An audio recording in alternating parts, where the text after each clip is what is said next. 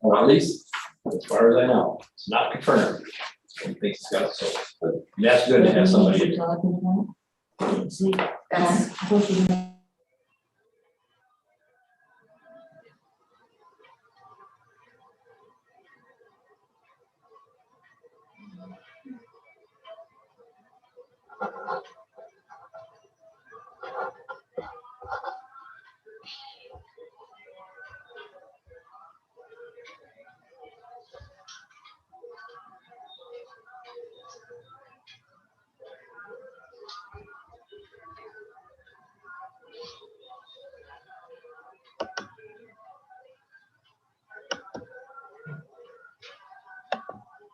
Okay.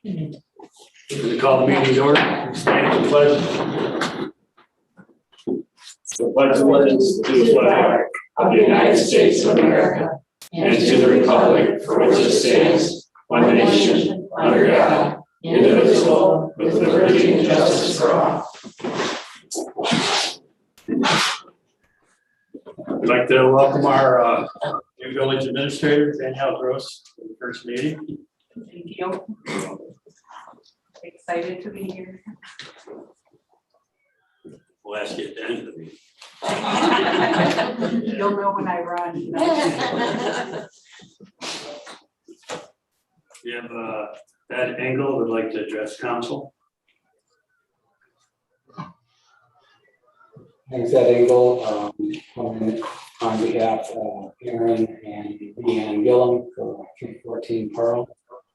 She was told to come here on the 14th of June, and then it was tabled. She asked that her water bill be looked at and adjusted. Then on the 28th, I came in her stead. She was going to meet me. She's sick. Lady's very ill. Anyway, then I was told to come today, and then there's a scratch. So I do apologize if I'm out of order or out of line. Just to address, I'm looking for some common ground in this. There was a fire back in November 2019. All utilities shut off. Nobody could live in this house. Something went through the cracks, literally, in that she received a bill and paid a bill December 10th of 2019. At that time, asked that the water be shut off. She left with the understanding that it would be. Then she received another bill in the midst of moving from a temporary shelter to now an apartment, trying to figure out if she's going to be able to fix the home.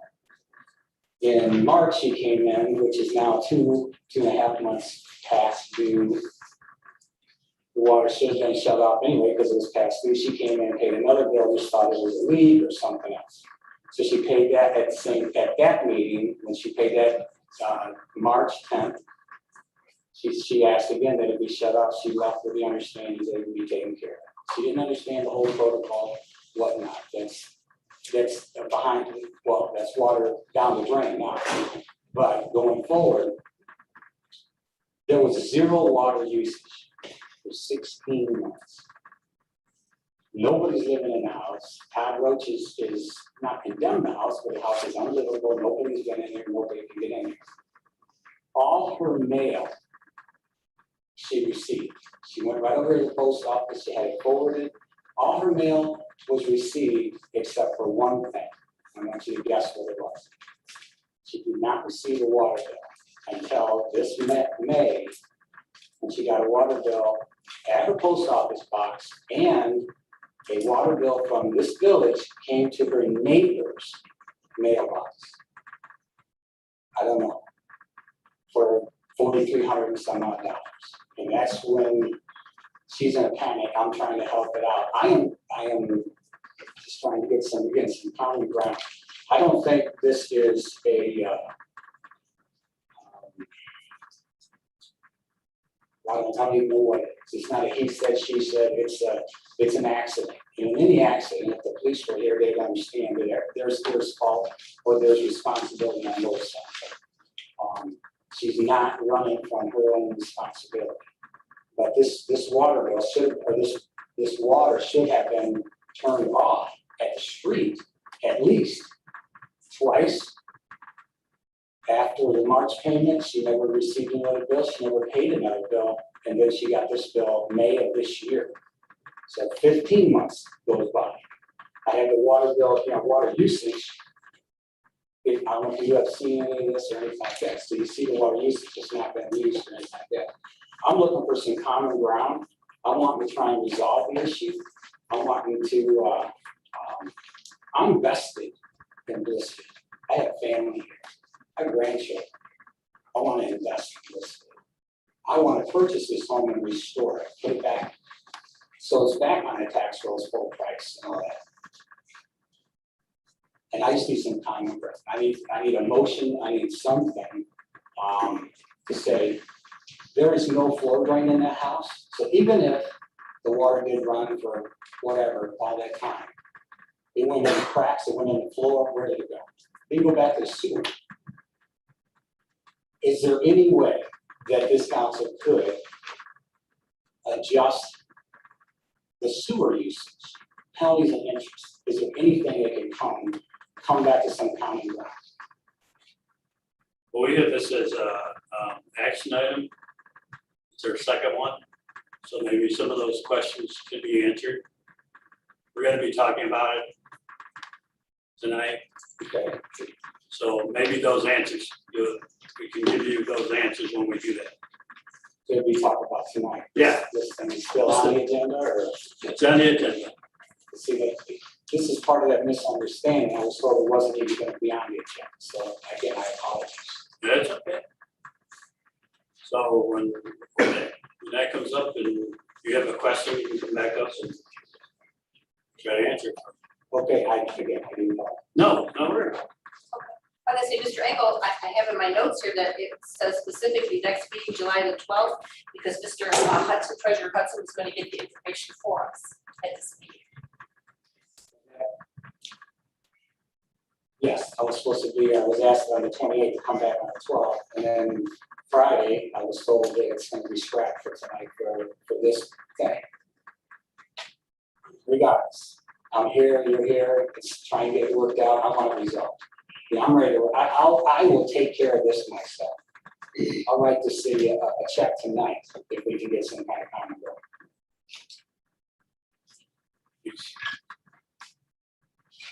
We'll go to the approval of the minutes.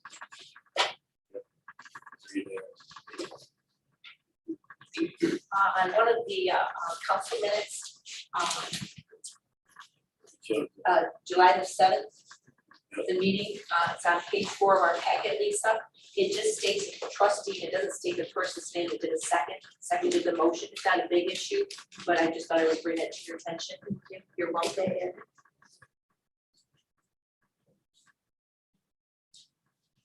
I'll make a motion, we approve the minutes from the meetings of June 28th, June 30th, and July 7th.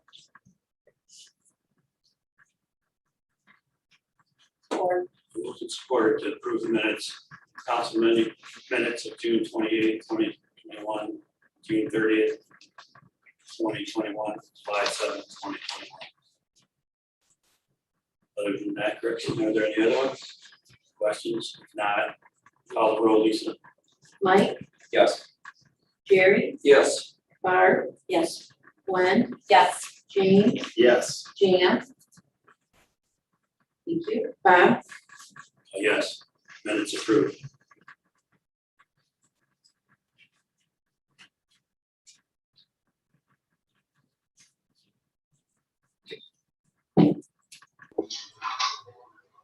First action item is the aquatic center punch list architect recommendations.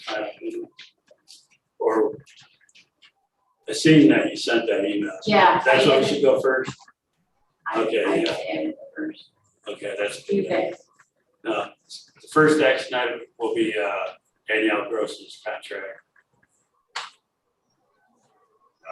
Did everyone get a chance to look at it? I had the opportunity, and I apologize, I wasn't in attendance last week for the special meeting. I just wanted to have some clarification, specific to you guys in our packet is page 10 of the 207 pages. So on page 10, section 4.2, reference to the severance. we had discussed when Joe Fry was on board, and I would just like to have some clarification to what the severance, what our interpretation as a board is to what the severance encompasses. And I apologize, as I said, I wasn't here last week, and I didn't have the opportunity to ask at that time. James, would you like to address that?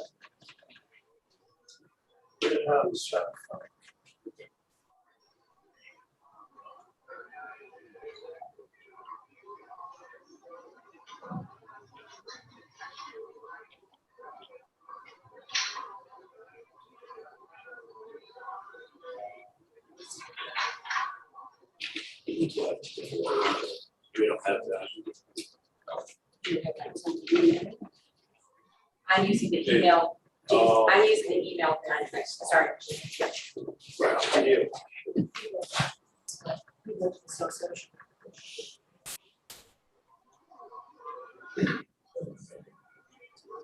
Well, essentially what we're offering is 1 month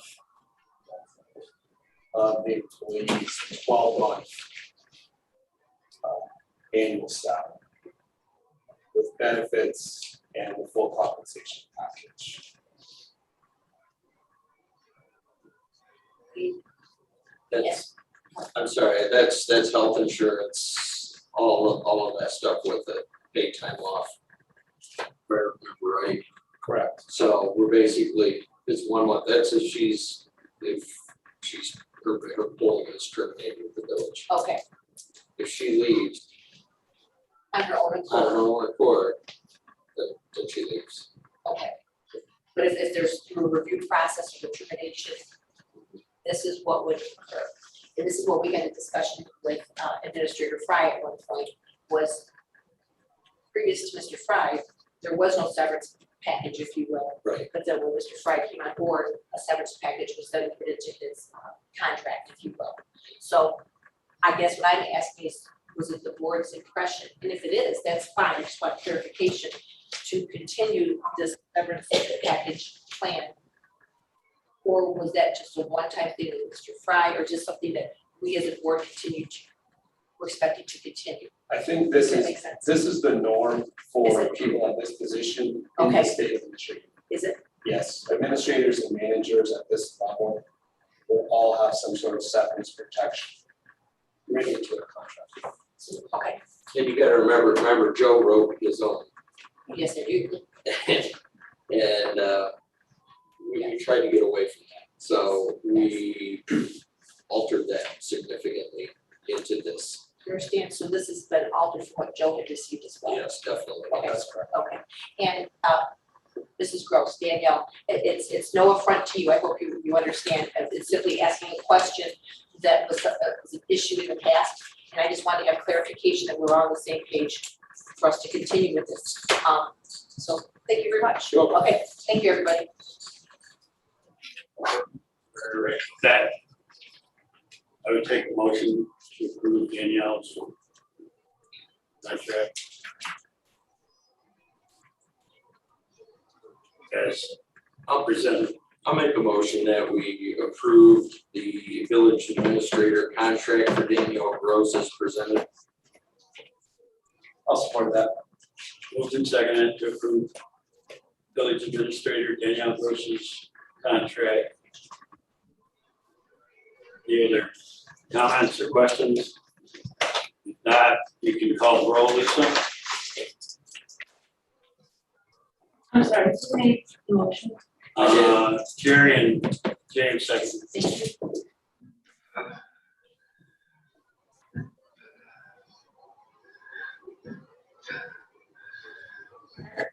Yes. Pam, Yes. Mike, Yes. Gwen, Yes. James, Yes. Jerry, Yes. Bob, Yes. Congratulations, welcome aboard. Congratulations, Danielle. Officially all, yes. You might get paid for that. There you go. Right away. All right, first discussion action item is the aquatic unsolicited items and recommendation from the architect.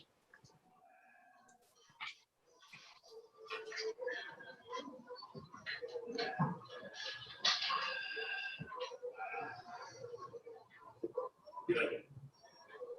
You looking for, Mr. Capel? Yes. Don't see him on here. So, Your Honor, if I could, Yeah, go if ahead. I could just start out. So Mr. Koppelman has reviewed the items that the council discussed at your last meeting regarding the closeout of the MIG construction contract.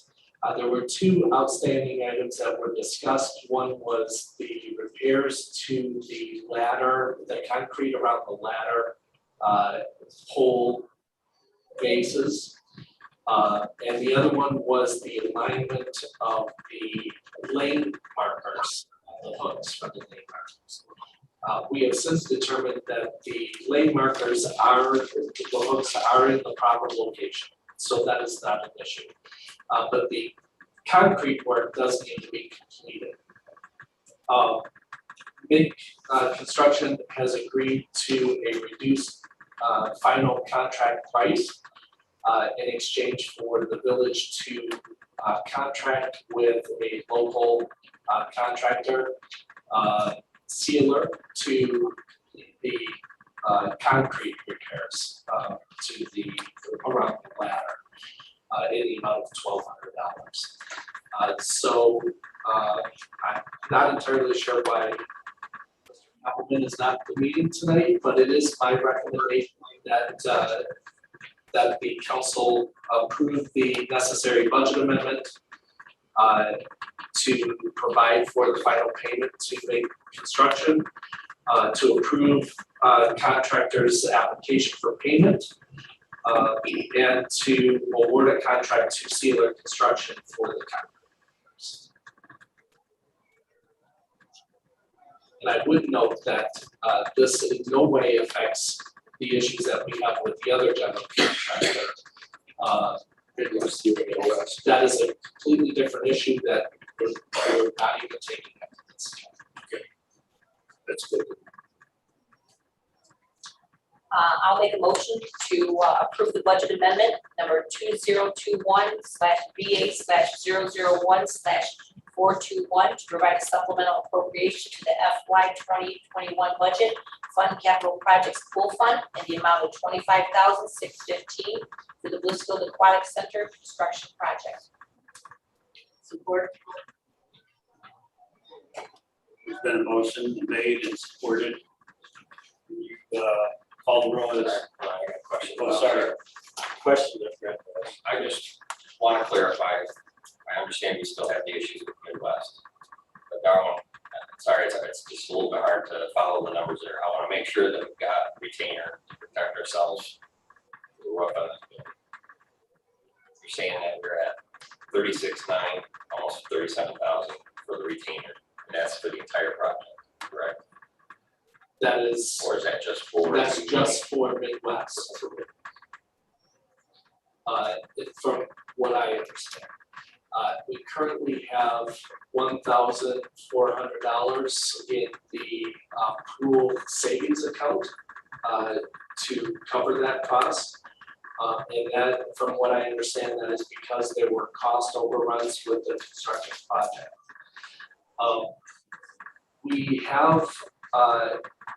We do have $76,000, $36,036. That includes the $1,416 in the savings account, another $74,579 in the account that is primarily for the payment on the bonds for the construction for the pool facility.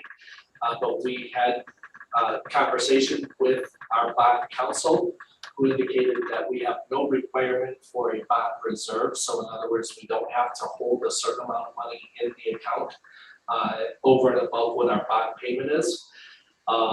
And we do have a bond payment, an interest payment coming up in October of about $36,000, I believe. But that is actually coming out of funds that are going to be collected as part of this tax collection between July and September. So that $76,000 that we have in the account is available to be used. I wouldn't recommend you spend all of it, but those are funds that could be used for construction related expenses and relating to the pool. And so there are funds available to be able to make payment on this contract that you're acting on tonight, and funds available, although my understanding is that Midwest does not intend to do any additional work for the village. That's what I was told. Therefore, there probably is not going to be any additional payment to Midwest. Any repairs that we have to have done to the buildings would be an expense of the village, and we would have to look at these funds to provide for those expenses. And that's my concern is, did we pay out Midwest the amount that they signed on a contract? Again, they provided us a faulty roof. I want to make sure that we're protecting ourselves. We're holding some sort of retainage in order to pay for that. I don't want to pay for a roof twice. We have the $36,000 that was part of the contract that has not been paid out to them. So yes, we have held the retainage. We do not have the funds because those funds, from what I understand, were then used to pay for other cost overruns. But that money was not paid out to Midwest. But any repairs that we have to do are now our responsibility, and we will have to pay for those through the. And that, what was that number that you gave initially, Darren, 70, what was it?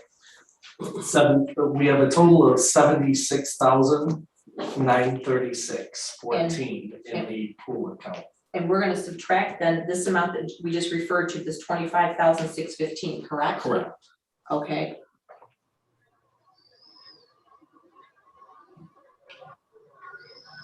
We've got our $51,000, and with that $51,000, your recommendation is obviously not to spend it all at once, but with this 51,000, this is where we're not having to pay Midwest, hence we can go ahead and there would be the finances for the roofing that we are advocating. Yes. Does that make sense, Mike? Does that help? It's not just the roofing either. No, We got the no, soffits and. there's more of that, good point, Right. good point, I see what you're saying, The whole roof system. the whole, Everything. okay.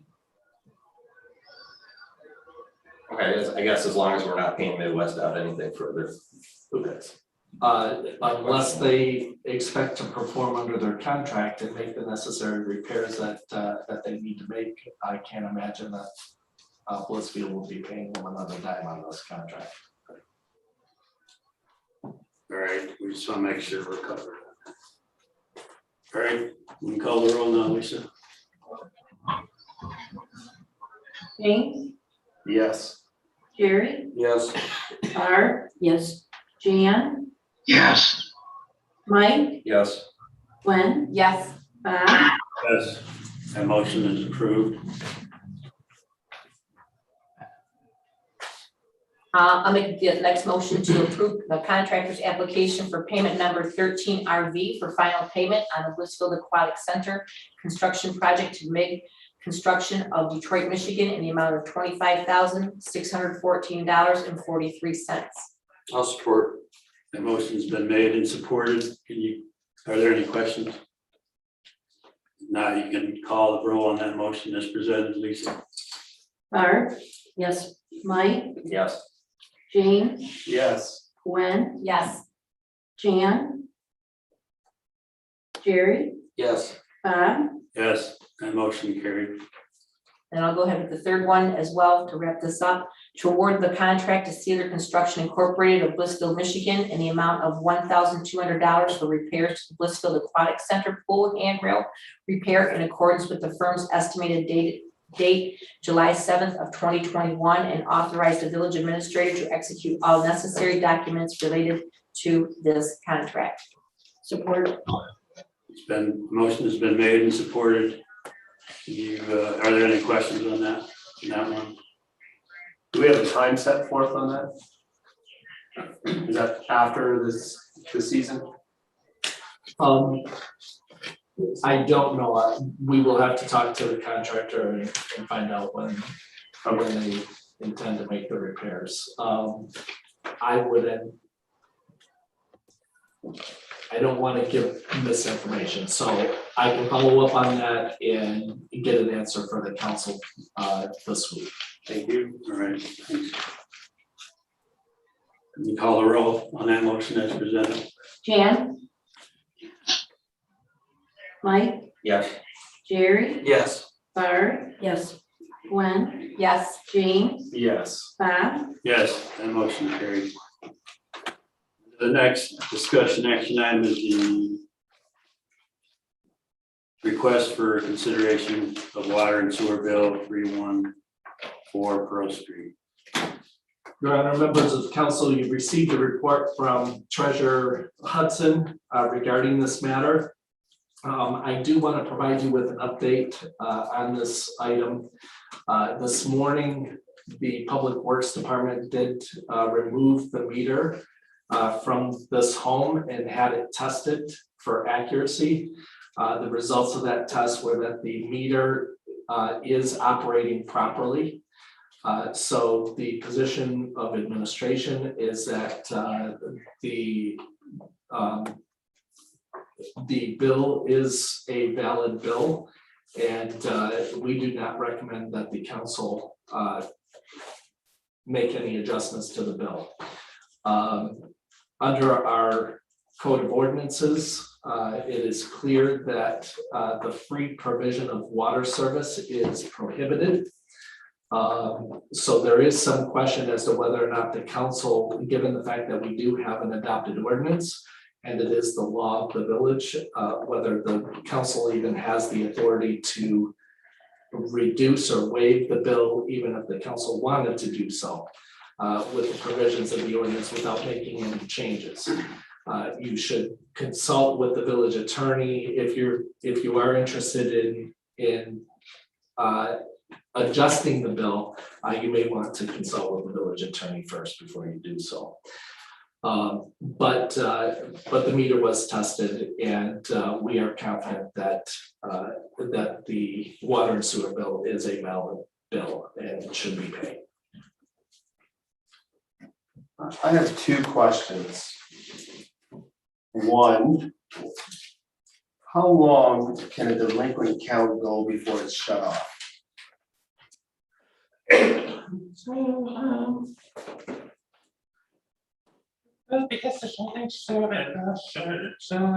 How long can a delinquent account go on before it's shut off? It's supposed to be 30 days. 30 days. So post 30 days, that account should have been shut off. 15 months of a bill. Did we violate our own policy? Because of the COVID, I was not allowed to do anything about it. Last year, the restriction was lifted. This year on March 31st. She came in and She paid a bill in December, she paid the next bill in March. She paid the last bill in March of 2020. And then COVID hit, and then the governor said, put a restriction on shut-offs. So between December of 19 and March of 2020, she was not delinquent. She was not what? She was not delinquent between December of 2019 and March of 2020. She was. So at that point, she should have been shut off, and that would have been pre-COVID. Okay, Well, between the December, 2019 and March 2020, the that was bill, pre-COVID, you're the right. village should have acted and shut her off. So I think both parties are at fault. Some resolution needs to take place. Very clear about it. It is on the agenda packet right now. We were doing payment arrangements with people which we were not supposed to. So it is this is Kat's item right here, that's number 6 on the agenda packet.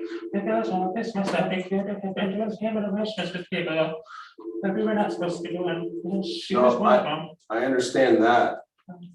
I don't think that applies here.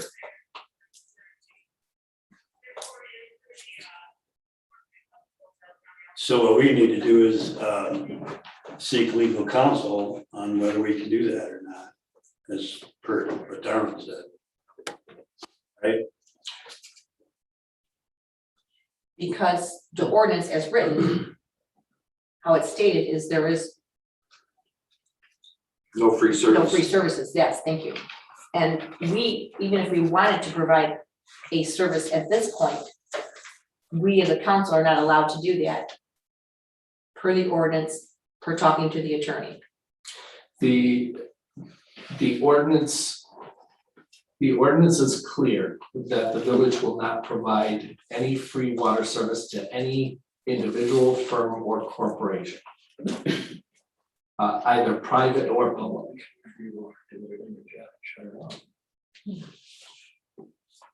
Can we verify that the village DPW read that meter every month? From the time that it was shut off? Yes, and it was zeros every month. Yes, yeah, great. I sent the guys out 3 times to do review it, and it came back. That's 200,000. Right, but I mean, every month Yes. from the process, you know, from, okay. Yes, And it was always zeros, Yes. and then just this last month, it magically was 354,000 gallons. Every month is 0 except for that 1 month. How does that happen?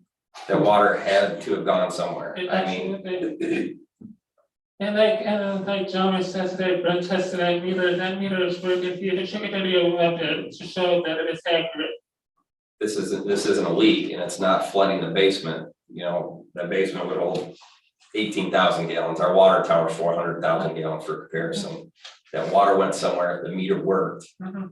Nora, did you see an uptick or a surge in water consumption in that time frame? No. Would you notice? 18,000 gallons, no. I wouldn't notice that. You wouldn't notice that. No, 354,000 gallons Yes, I would notice that. over the month. 354,000 over a month. So we're looking at about 10,000 a day. No, I wouldn't notice that. Was the DPW was, Gallons a day. they were requested to shut off water to that house at any point? What was your question, Jerry? Say it again. Was the DPW requested to shut off water at that house at any point? Twice?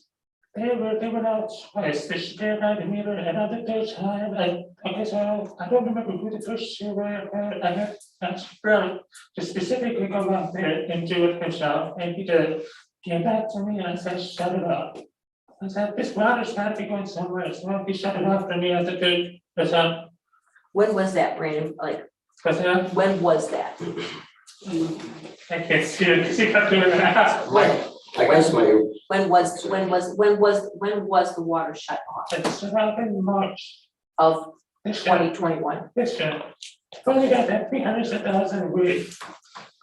Okay, Sir, can you attest to the structure and integrity of the plumbing system inside the house? Would it be able to handle any water through the meter? Or is there any piping left?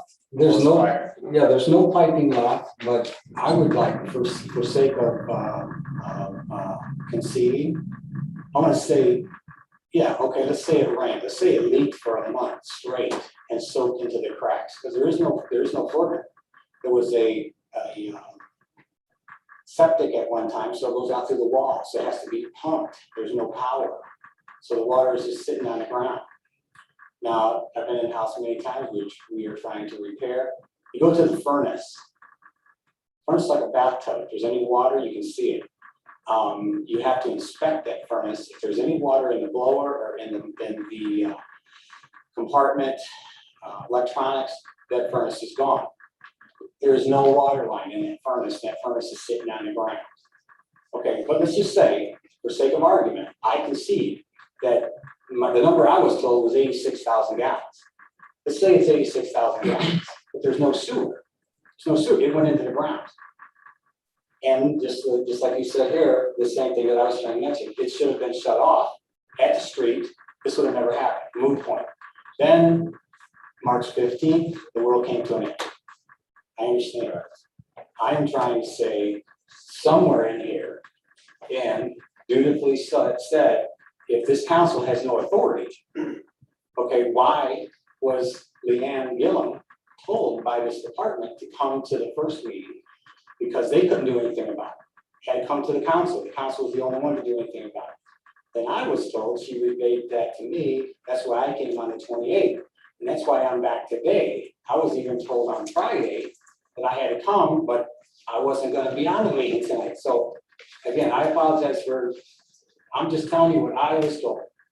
But let's just concede, let's just say, yes, there's a bill, it's viable, but I think somebody, without having to get a busload of lawyers, somebody can say, we can come to a conclusion here. There's a few adults in the room, maybe not me, but I think there's a few adults in the room. Somebody can say, yes, this should have happened, this could have happened, let's put a number on it, let's get it done. Is that reasonable? It is reasonable, but I don't think we have the authority to do that as. How about the department?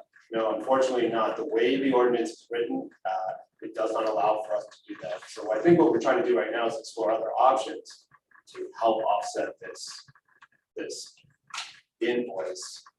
And it sounds to me like other members of council don't believe it's accurate, as my current view of it.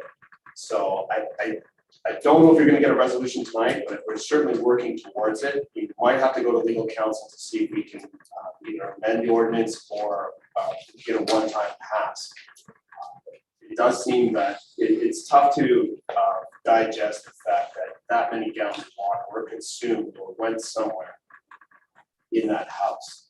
What's the magic number? What magic number are we using? 354,000 gallons. Just a lot. Do you know if there's water to the barn on that site? There's no water to the barn. That was on hose, ran outside, and then ran into the building. And all these months previous, it was all 0, 0, 0, 0. 1 month, but as you're saying, it's 354,000 gallons. That happened, then in March, we went ahead and things were shut off.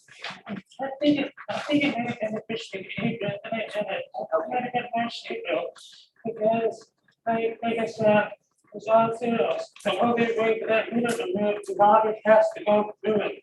And yet we're saying that the meter itself was tested today with Supervisor Castle. And the meter shows that it's accurate. Yes. Something doesn't. Right, so you're saying there's no pipes in the house? Okay, from the meter today, there is one gate valve Okay, that's what I'm. that's coming into the house that was open. On the house side, there's an elbow, the pipe came up to the ceiling in the basement, goes over approximately 10 feet, and then it's gone. So that gate valve's off. The gate valve is on, it was on until today, when they pulled the meter, the DPW employee actually turned it off, capped it off. Were you there when I was in. you were there? And then, again, I'm conceding, I'm saying, I'm gonna meet, I would love to meet you someplace, and I understand, we gotta get counsel, we gotta get now. I was told 3 different things of how to get this shut up. In order for the bill to be stopped, the meter had to be pulled. Then a permit had to be obtained, and it had to be done by the owner, so I took a permit to the owner, had him fill it out. Then a $35 fee was supposed to be paid. I came in with that, paid it myself, but it was only $31.50. I know these sound, it's just little discrepancies that something could have happened. Then today, when I went to do that, and I'm not dropping anybody's name, there's nobody here, let's just resolve this thing. At the counter, she said, who's doing the work, your plumber? I was told that the DPW wanted to test the meter. Not that I requested it, but then I said, okay, I'll take care of it, I'll pay for it. Now there's a $10 charge because it came back good, I will pay for it. Then I was told, okay, you gotta get the plumbing inspector to look at it. That wasn't told to me until this morning. So I reached out to the plumber, he came out and he tagged it, he came through the night, 4:30-ish, whatever. So now all the steps, but these weren't told. And again, I am willing whatever we need to do. I want to move forward. I know you guys want to move forward. I beg you, please, to seek legal counsel, but I can't see this going out months and months and months. It's not gonna go on for months and months. Our legal counsel will give us options. I can't speak for him, but. And I understand. I totally respect it. I respect this process. I want to clear that something. I was sure that these people could not hear. I was hoping that you could be involved in the just meter, they could pull it out. And it looks like it is $10. And I understand to him that looking for it to get out of not having a rubbish, we're this, we have that meter code in the line cap. In order to do that, you have to pay $35 fee for a plumbing permit. The plumber has to cap the line. So those are should have been nice. So I was not gonna charge $35 to have the meter removed, but the DPW says, they will say, have the line cap, because the line has to be capped by a company.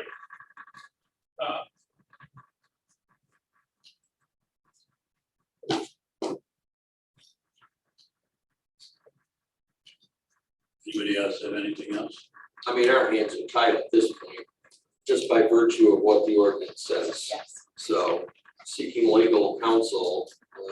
When is our next meeting? What is our date? 26th. On July the 26th, we would hope that the attorney would have had the opportunity to do what exactly? What do we want the attorney to do?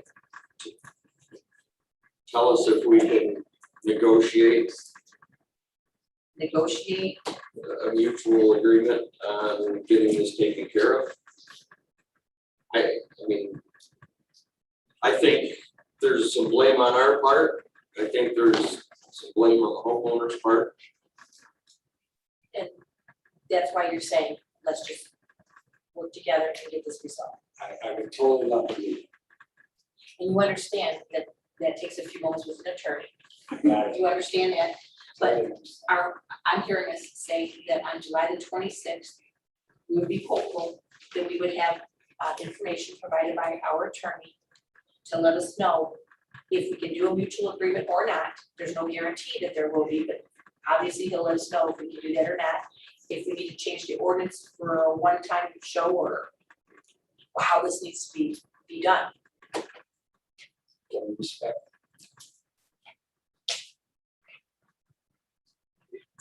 Would make sense for us to put the meter back on there and turn the water back on the street and see if water is going somewhere, if the meter starts ticking. Because again, 354,000 gallons, that water went somewhere. In 2 days, it would have filled the basement would have been overflowing and we wouldn't know. It came out the windows, I agree with that, and then the furnace would have been flooded. Exactly. But again, I am just saying, I'm gonna concede. Somewhere, it went somewhere, the meter itself, the bottom, it's either a seal or the bottom of the meter is broke or something. There's no, you know, I mean, I can't wrap my head around the gate valve being open and it's on at the street and water didn't come through before that. I don't know. Exactly. So I guess now it's April. I went through 2 winters without freezing, but now, let's just say it was there and the little gate valve fairy came in and shut it off and he turned it on. I don't know. But let's just say, for whatever reason, I trust the equipment, I can see that they tested it, but I'm just thinking that it didn't go someplace, it didn't go anywhere, and it didn't go back to the sewer. So there's something in here, again, I think it should have been shut off back February of 2020. And it should have been shut off again in May, and April, and June. This would be a point, it would have been shut off what it should have been. Correct. Then this would have. Lawrence, you can't do that, sorry. I hear where you're coming from, but you can't say that at this point, So I do apologize. sorry. I don't disagree with what you're saying, but you're not supposed to do that at this time. Darwin, what other options, creative options do we have? What about, what if the bill was paid? Is there a refund option for the village if we find that we're at fault? You always have the option of refunding somebody's money if it is determined that the village is owing a refund, but through additional findings on the part of the village that there was an error, or I can't list all of the possible scenarios, but yes, you can always issue a refund with an error. Because it's my understanding that this invoice is impeding the sale of the home. Is that correct? It's going to either stop or kill the whole deal, because at this point, the owners are looking at their options. I'm on to move on. That's why I'm here. I care enough about these people. Again, I care about it. I'm not getting nothing for this. This is costly. And I'm willing to do that because I believe in this. I didn't, I wouldn't be. So going forward, I would think that Danielle, that on the week prior to July the 26th, a contact could be made with Mr. Engel with a phone number and let him know that he would be on the agenda and that the attorney would have information for us to have this discussion. I absolutely will make sure to contact you. If you could just, they, I actually think we have your card still, I so. give you another. And that way there would not be that confusion of whether or not there should be no reason we cannot discuss this on July the 26th. But Do have a question. Sorry, probably the outsider a little bit still looking in. I was reading the memo from Brandon though, and it appears that he had a conversation with the owner at the beginning of 2020, and I would totally defer to Brandon on this, explaining the process and requesting if she wanted the meter removed, and at that time she indicated that she did not. So I do feel like maybe there's some discrepancies or some communication issues there that should be looked at as well. And again, I would defer to Brandon, but my understanding is that they were given the option to have the water turned off and that meter removed and chose to opt out of that option. right, that, I don't disagree with that, but it sounds like two things happened. One, we violated our own delinquency policy, and two, we can't prove where the water went. That's an awful lot of water, That is a ton of water. and You would see it somewhere. and if we contractually obligate people into fulfilling their invoice by a certain time, we can't continue charging them if we don't shut off the water.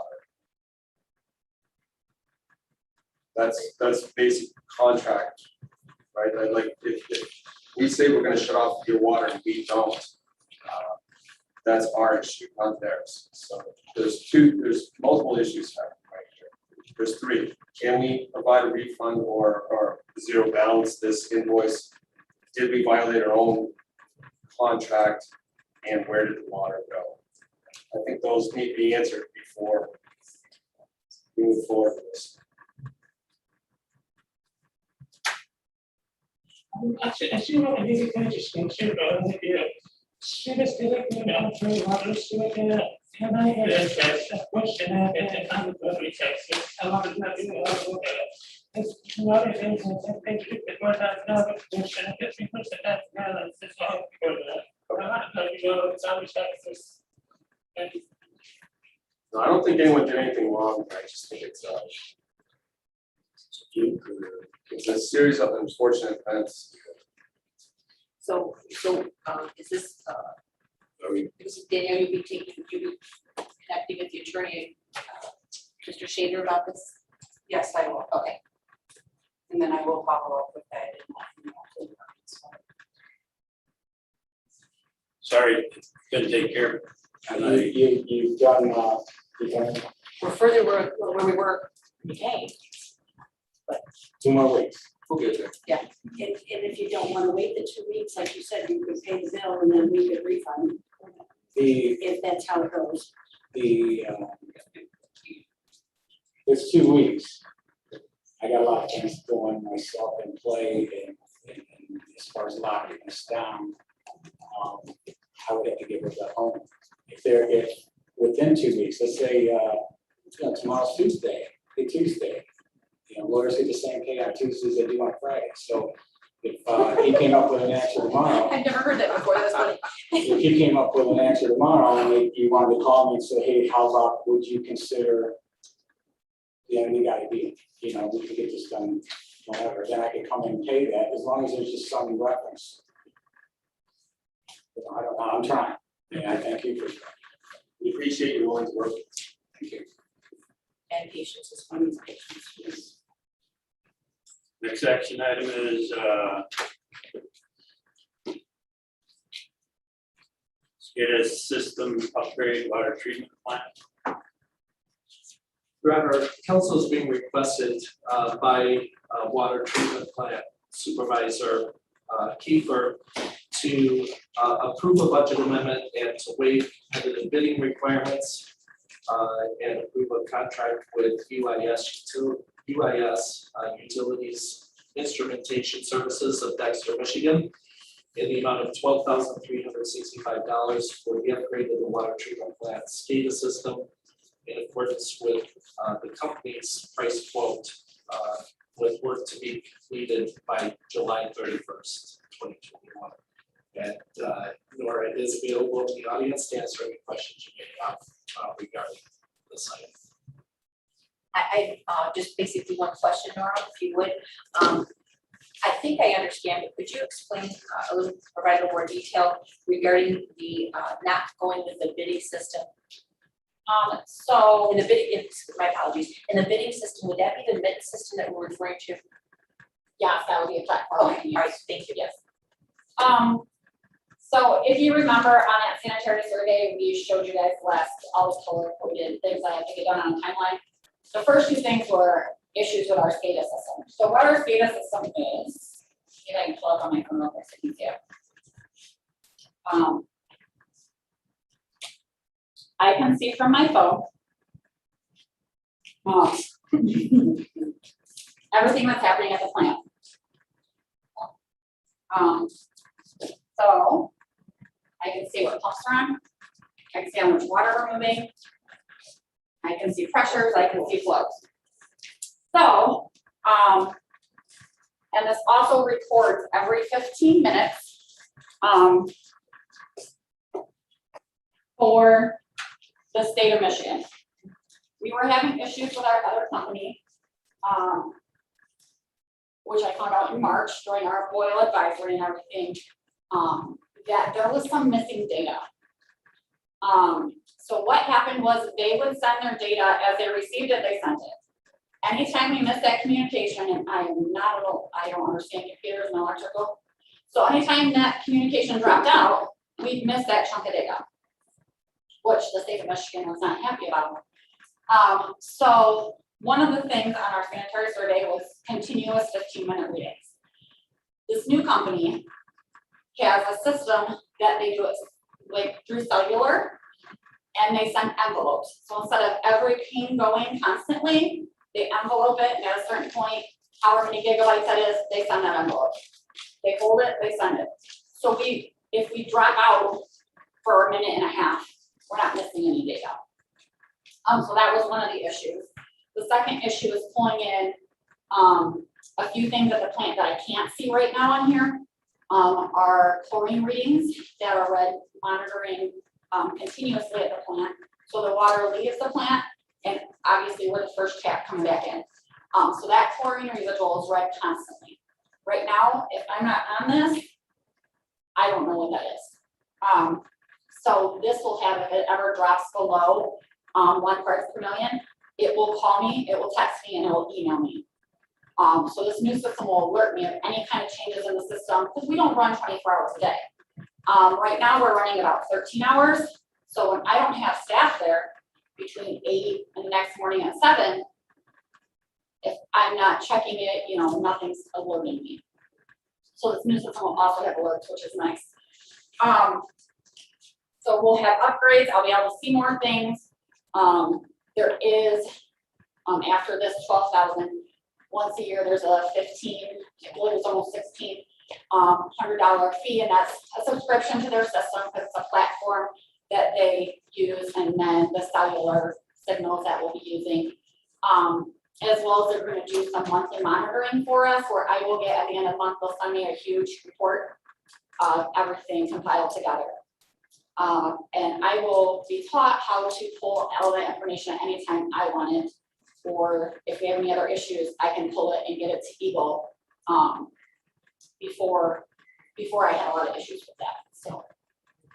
But as far as the bidding, is There's, yep. mitten, how does that? So when I talked to our engineer Ernie, at Eagle, when we had the issues when we went to sanitary survey, I finally got Kennedy on the phone and we talked through it, and he only knew of Kennedy and UIS. So everybody in the state, most of the people in the state use UIS. Understand. And we use UIS for a lot of our computer-driven things, all the programming on our pumps, like that VFD we got last month.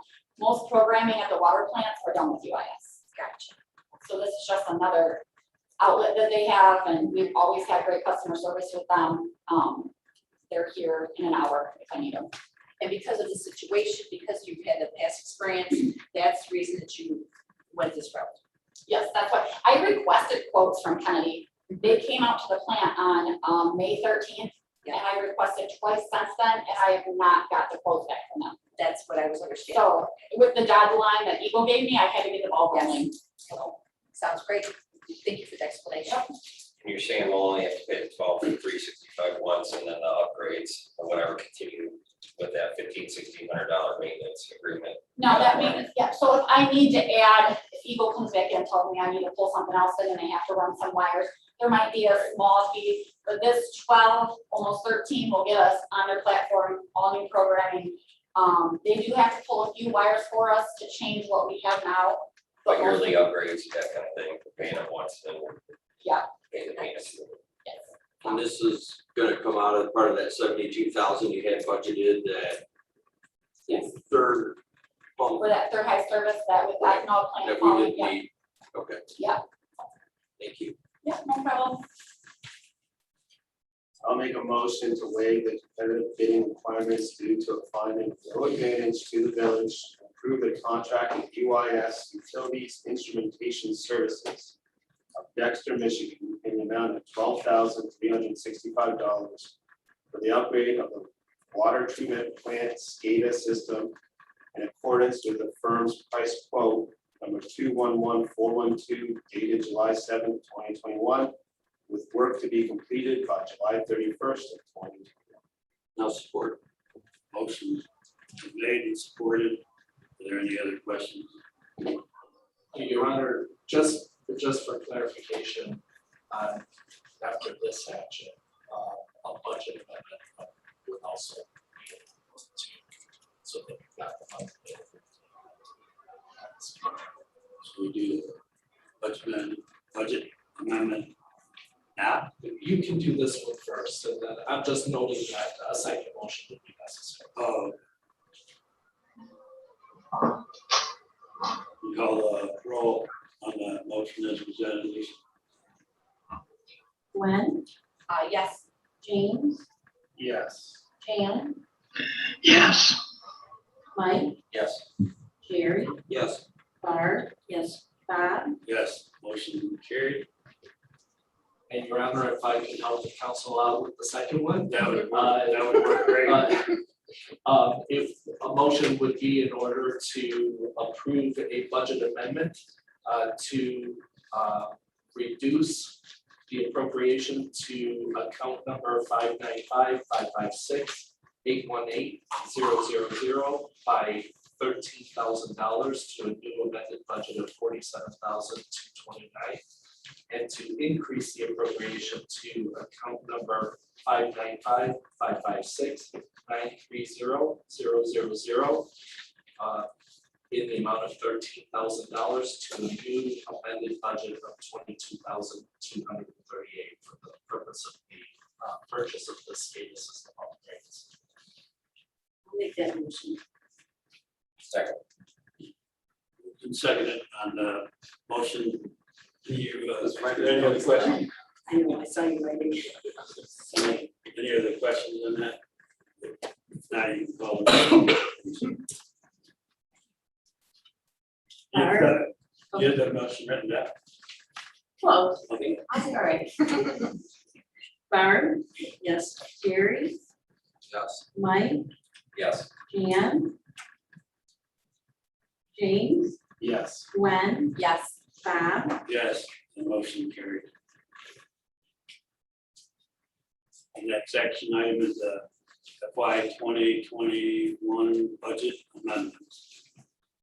Your Honor, Treasurer Hudson has presented to you a number of budget adjustments to balance out several accounts within the fiscal year 2021 budget. These are mid-year budget adjustments. At this time, if you have any questions for either Treasurer Hudson or myself, we would be happy to answer those questions.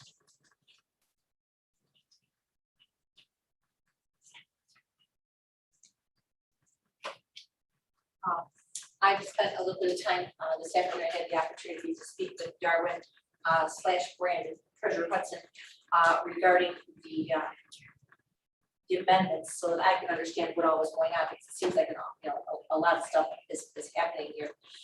What I understand, Darwin, and please correct me if I'm inaccurate, that essentially there's the transfer.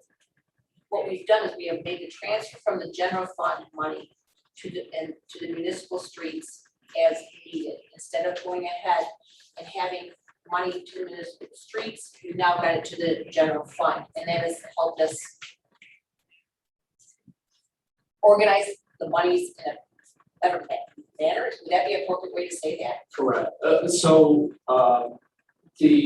Instead of levying a separate villages or dividing the general operating village between the general fund and the municipal street fund, the entire operating village will be posted to the general fund.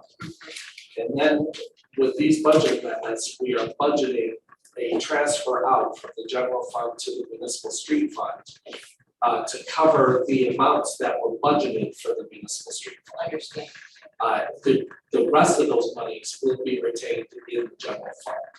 Gotcha. Because in effect, even though the past practice has been to separate out, try to separate and divide up the village between general fund and municipal street fund.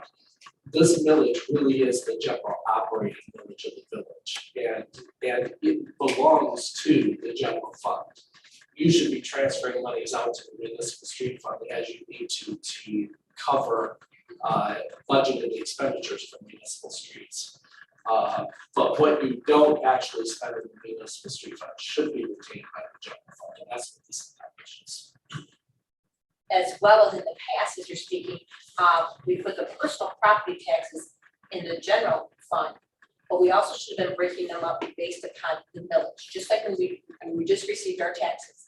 And on the taxes, of course, I saw the pool fund, the bridge fund, and then of course the remaining portion is for the municipal streets. Is that correct? That's correct. Okay, and instead, that's again another way that we are organizing our money in a better fashion, if you will. To properly account for it and make Thank sure that it's being credited to the appropriate funds. Yeah, that just, Yes. it just makes sense there. Okay, thank you. Because all of, as you pointed out, not all of the personal property taxes belong to the general fund. Some of it belongs to the other funds based on their millage rates. Gotcha, okay, thank you.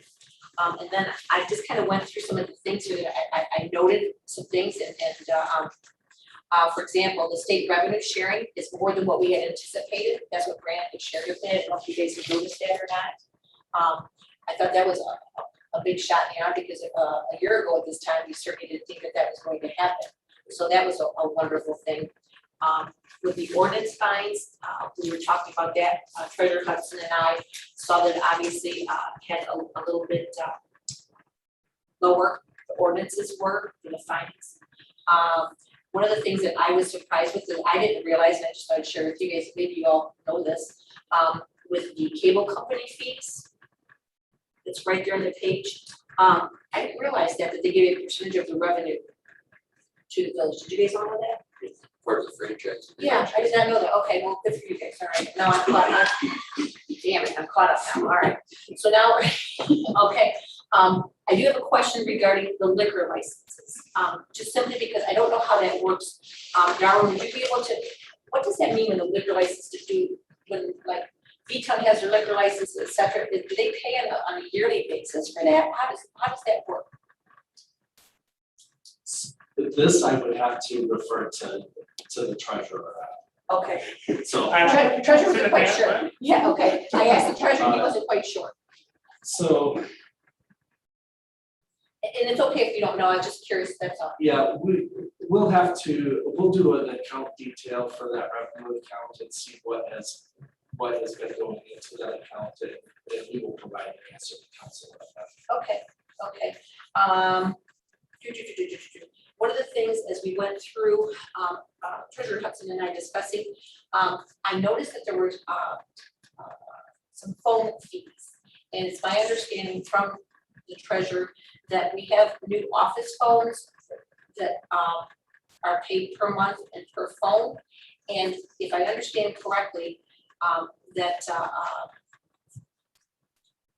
we don't need all these phones. Is there something we can do about this? And I don't know if I don't know if I'm explaining it very well, Brandon, perhaps you can, and Lisa, you could, I'm not quite sure if we could address that. I guess there were more phones that were ordered. And Brandon and I have been working on it as well before Joe left, he was working on it. We're trying to figure out exactly what numbers are being used and what numbers are not. And it's kind of cumbersome. And finding the time to call all them, and Nora can attest to us calling random numbers out of their plan and trying to figure out who belongs to who. So that is something that we are actively trying to work on, definitely already. The other thing that I did in the building and grounds, and I don't know which page that's on offhand, you guys, there was a $13,000 significant. Thank you. Could you address that, Brandon, regarding the there was a thought of the HVAC unit, but the air conditioning. So there's basically our specific experience. So I can't see one of the qualities she has now, so to upgrade it all. How to say it here? Yeah. On the roof. Because last year, we thought it was something going on next to us. We were hearing a lot of noise. Well, months later, the TPW guys went up on the roof and found that the motor was burned. So I'm thinking that's what that issue was coming Thank you. That's what we, okay. On, it's actually the, I don't know what page it is now, you guys. It says page 54 of 199 at the side. Anyhow, we have council miscellaneous, and we do have an expenditure change. The adopted amount was $2,900. We have a significant more than that. Brandon, could you explain what that's regarding? Yes, it is for the shipping services. We wanted to get a discussion on Zoom right now. So the Sunday, we should ship it as our DMK, you ship it as okay. And hence, we didn't have it in the budget initially. Put it down. We did not. Okay. The other thing that I noticed was a depot, and I'm not complaining, I'm just making a comment, that I think initially that depot was not expected to be utilized as much as what it has been utilized, which is fine that it's being utilized at, but I think that we didn't budget for that as we perhaps should have, is what I noticed with the numbers. I don't know if you guys noticed that as well. Somehow the tree trimming was not budgeted for, and I know these things got missed. And the reason I'm bringing some of this up, you guys, is it's my understanding that the treasurer, the administrator, and Danielle, that you know, okay, and the department heads are going to be meeting to discuss the budgets in more depth. It sounds like in the past budgets that it was more of a one-man show versus a whole crew coming on board. And so by the time you talk with the treasurer, so very easily, he was able to go back and what did he pay last year? And he was able to say, well, this is what we did last year. And then why wasn't it budgeted for this year? And he couldn't answer that because the discussion did not take place last year between the treasurer and the administrator. So what I'm hearing is that the three of them, Nora, you'll be able to talk with Brandon and the administrator and say, hey, this makes sense or this doesn't make sense. Did we think about this? For example, how did tree trimming get missed? How did, some of these things not get accounted for? Because there's a couple things in here that I was just like, how did that get missed? And I don't need to go through all of them, but I just wanted to make that comment, that I think that is something that we as a village, is gonna be a big shot in the arm for us to have a better handle on our budget, because we as council members are not there to hold anyone's hand, nor do we want to micromanage, and nor do we want to go line by line. But with our wonderful supervisor and department heads and treasurer, I think that that's gonna be a good thing for our team. So Danielle, go get it. It will be a collaborative effort for sure. Beautiful, thank you. I'd love to hear that that's gonna continue. Beautiful. That's all I have to say for all that, Bob. Thank you for indulging me.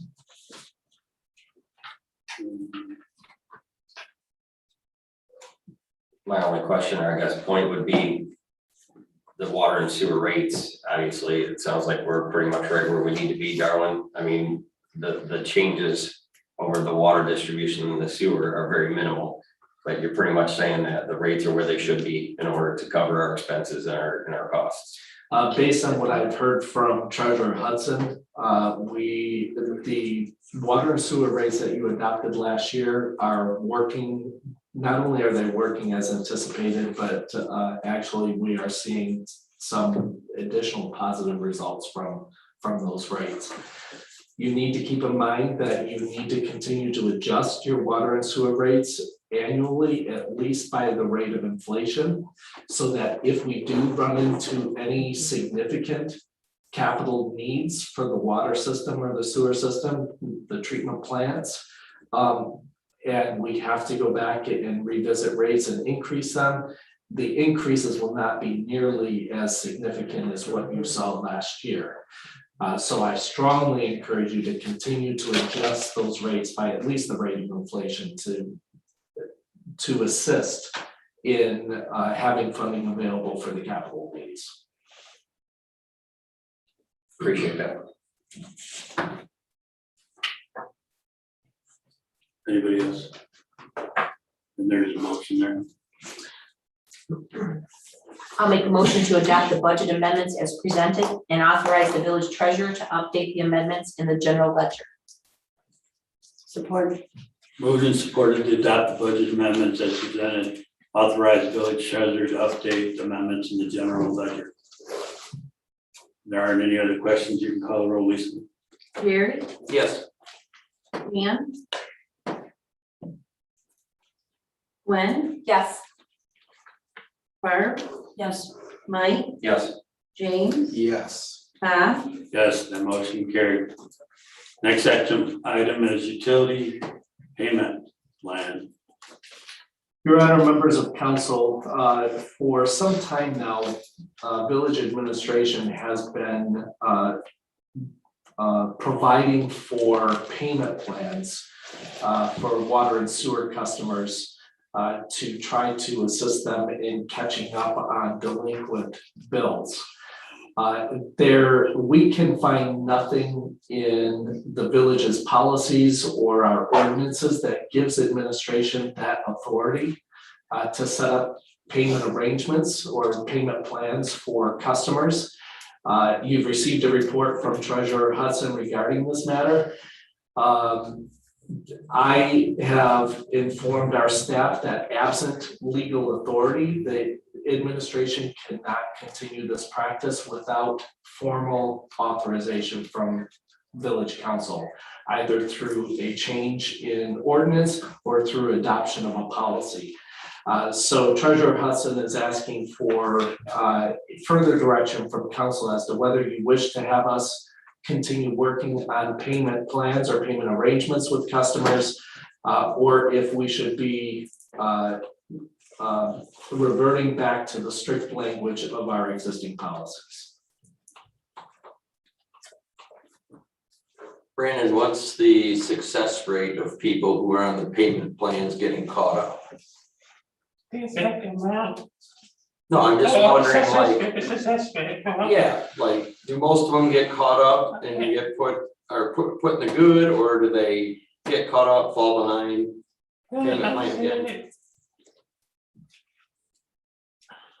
It's really hard to say because some of these people will make payment arrangements with us. And let's say that we require that we have been doing right now, they have to pay 50% of that due amount in order to keep them shut off. And then let's say somebody else $2,000 bill, they have to pay $1,000, and then let's say, I'll pay $100 every week. Then I pay the next 2 weeks, and then I have to babysit them and watch this policy, and that is time consuming. So everybody's different, so I really can't answer that question. I would say, maybe 5 households that are still up right now, maybe. I'd say we have a very good turnout with the first round of shut-ups. We are now under $100,000, I feel like that's both active and inactive accounts. If I could just add to that, if you don't mind, Your Honor. So if you look at last month's delinquents, just for active, I think it was $126,000. 176. Just active. Right, yes.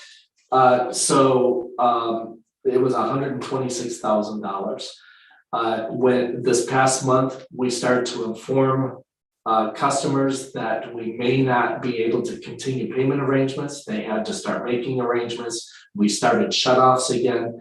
That amount dropped from $126,000 for our active accounts down to $55,000.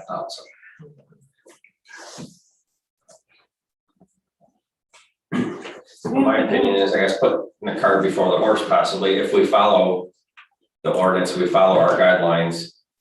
Case in point was the gentleman we were talking about earlier here. If we follow our rules and we start shutting people off as need to be, we're not gonna be having these inactive accounts be as extreme as they have been in the past. So that solves that problem. And then we're also not arguing up here or fighting or trying to Remember, see who, we're being fair across the board. We don't have one person coming in saying, well, you didn't shut me off this, or you came to an agreement on this rate, or whatever. All that stuff's taken care of. Again, this isn't being cold-hearted. This is business, and it's our job to be here to run the business of the village. We're not here to be social justice warriors or charity case or anything like that. That's besides this. It's our job to run the business. And we need to be fair to the people that are paying their bills. We need to be fair to the rest of the customers that are keeping up on this stuff. And my philosophy is stick to the rules. You don't pay your bill, you got your opportunity to pay it off by the 15th, otherwise you're shut off. I'm sorry. Again, it needs to be fair to the people that are following the rules. And we can't continue to sink ourselves because we're not following up, we're not keeping track of these other large scale inactive accounts. It's just not fair to the people, to the residents of the village. We need to just follow our rules and be done with it and quit the back and forth. follow the ordinance, Mhm. follow the ordinance.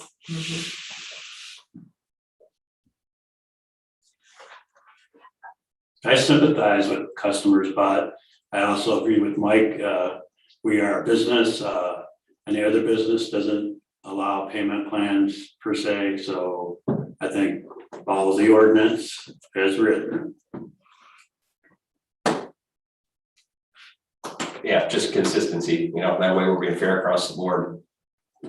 I'm sorry, we're willing to work with you in the past or whatever, but from here on out, I'm sorry, it needs to be ran that way. And again, that solves the issues of the unknowns of, somebody's coming and asking for these arrangements, or for us to negate $5,000 worth of whatever money wherever that water is, so. Yeah, I agree. I think a lot of those inactives, had we followed the ordinance, and they got behind and they were shut off, I think a lot of those wouldn't be on the books today. As well as with the ordinance, the $90 turn on fee. Correct. As well as following with the ordinance, the $90 turn on fee. That is during office hours, and that is 180 after office hours. That's one of the things that we, I think as a council are learning with our ordinances. We're becoming better and better knowledgeable about them and clarifying and cleaning them up. And I think that's a great thing. And lesson learned over the past year, what the state did to us was clean garbage, making us have to keep people's water rates on. All it does is dig ourselves in a bigger hole. Would they And get who's that? gonna have to pay for that? And the ones that continue to pay for their rates, have we adjust those rates and make them higher because we're in a hole. And some That's people not thinking right. that they That's not didn't fair. have to pay for water bill. Exactly. I thought it was free. Sorry. So we can make a recommended motion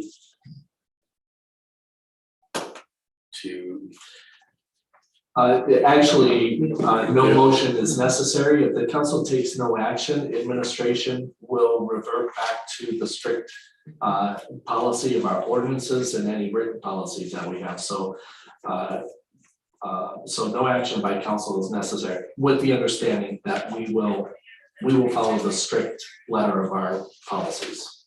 does that give you direction? Okay. And if we can do a short, maybe one pager that kind of cuts and pastes just the important parts of the ordinances that say, you know, this is what the rules are. I think it's gonna give people more than know of, okay, here's what the rules are, you need to follow, and we're gonna be sticking to them as presented. So does that mean then Brandon, does that mean then the people that still owe that, what was it, 54,000 or something? The people that weren't shut off during COVID and they have this big bill and they're on payment plans, do they have to pay now? I mean, I see what you're saying. They would have to pay 100% of the past due amount, so they're paying $1,000 for the past due, push to get the 800, they will have to pay 800. And I will say this to you guys, you will be very surprised at how many of these bills were in the thousands, and the people came and paid full without question. So, they will get the full amount of the past due. just making sure we're on the same page on that. Good point, Mark. All right, going on to the next action item is wayfinding signs. Director, and members of council, Director Marks is recommending that the council accept the bid of $48,122 for the Gateway wayfinding project signage from Sealer Construction, with work beginning after October 1st.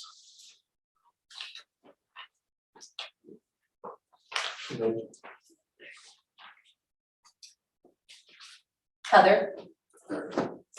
Oh, shit. Yeah, I see, yeah. Yeah. I Marks is up. have a question for you. Sure. I'm assuming that you had been in touch with the DPW workers and all of this of you know, where the wayfinding signs are going to be placed, et cetera. Yes, they know where the signs are. There's, for one end of the village, the sign, there's two different options, and there's no change in pricing depending on where the sign is located. So long story, they've gone ahead and they've given their blessing of where it's gonna be and everything's gonna be A-okay with from our village standpoint. No, so we still need approval. I believe trustee Gunter was working with the property owner for the one east side of the village. That sign has been proposed to be moved further out, closer to the village, the actual village limits. However, the property owner still needs to allow us to do so. And so the construction company is allowing us, it doesn't matter to them where the sign is located. There's no price change. I understand, okay. What's the status of that then, Mike? Do we? I have not been in contact with that property owner. What we need is an easement to allow it to be placed on his property because it's gotta be out in the right of way there. So what it would be out across from the whatever L&W engineering is called these days. that's the actual entrance to town, and that's where it should be. This is something that's the DDA's been working on. The DDA funded is proposing, how much out was it, 20 towards it? Yes, So 20,000 from the DDA, 5 from the village, and then, but again, it is way over budget. You know, again, this is something that we've worked on at the DDA level, at the village level, to work on the wayfinding, and I get those sites look like junk. That's a lot overhead. Nobody probably wants to see it done more than myself, just being on the DDA board, the president right now, but again, that's a ton of overhead, ton of over budget money that, you know, where are we gonna take that from? Are we, is the DDA gonna fund more from that in fiscal year 21 or 21-22? You know, is it gonna come from road funds? I guess that would be my biggest question. Personally, I wanna see it happen. I think there's some things that we could do a little bit different. Maybe take the back off the sign or whatever to make it a little bit more economical, more feasible to where, again, we're here at the, you know, representing the residents, and I think they're gonna scream at $48,000 for the entrance signs. Me too. So what would be? I'm not Well, quite sure there's about- a I'm not quite couple sure about- options, I about guess. Options then, yes. Try to, so if we did, again, sealers are working with us. Mhm. We'll put the one in the existing location up by TLC Bank, and then the other proposed one would be up by LMW. We have that plot, the plot that the existing one is at in front of the museum property. So my recommendation would be to, I think, we move that one out of town to the existing or the actual village limits. And we talk to the museum, we talk about whoever to get rid of that property. If we can maybe say, okay, we're gonna offer this property to the museum that we don't need anymore, maybe that can help offset the costs to install the signs. But again, I don't think we're ready. Unfortunately, I wanna be ready, but I don't think we're ready to make it happen. Yeah, this fiscal year. I think there's ways that we can try to bring the price down and make it a little bit more feasible to do it. What about doing one at a time? West end and then east end? I mean, you probably could do that, but again, you know, you want consistency. It's gonna be cheaper to have the contractors in there one time and do it all in one process, but What if we had a committee sit down with sealers and go over some of the details? And like you said, if you take your back off, does that drop the price?